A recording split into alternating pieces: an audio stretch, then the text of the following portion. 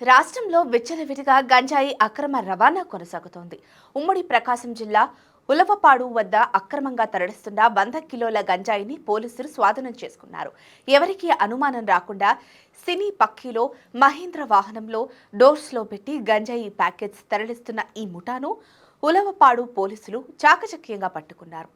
ఒడిశా నుంచి చెన్నై తరలిస్తుండగా ఉలవపాడు వద్ద జాతీయ రహదారిపై పోలీసులకు గంజాయి ముఠా చిక్కింది. నెల్లూరు జిల్లా ఉలవపాడు వద్ద జాతీయ రహదారిపై ఒడిశా నుంచి తమిళనాడు వెళ్తున్న మహీంద్రా క్యాబ్ వాహనంలో పోలీసులు సమాచారం మేరకు తనిఖీలు చేయగా 95 ప్యాకెట్లు నిల్వ ఉంచిన 17,50,000 రూపాయల విలువ గల 100 కేజీల గంజాయిని ఉలవపాడు పోలీసులు పట్టుకున్నారు. అందులో 3 వ్యక్తులు ఉండగా ఒకరు పారిపోగా 2 పోలీసులు అదుపులోకి తీసుకున్నారు. వీరిపై గతంలో కూడా కేసులున్నట్టు కందుకూరు డీఎస్పీ బాలసుబ్రహ్మణ్యం తెలియజేశారు. త్వరలో విచారణ చేసి మిగిలిన వారితో పాటు గంజాయి అక్రమ రవాణాకు పాల్పడుతున్న ముఠాను అరెస్టు చేస్తామని డీఎస్పీ తెలియజేశారు. కేసులో అనకాపల్లి జిల్లా కొంతల్లి గ్రామం మన్నపురట్ల గ్రామానికి చెందిన 2 అరెస్ట్ చేశారు. ఏంటి అలాగే నిలిచిపోయావు?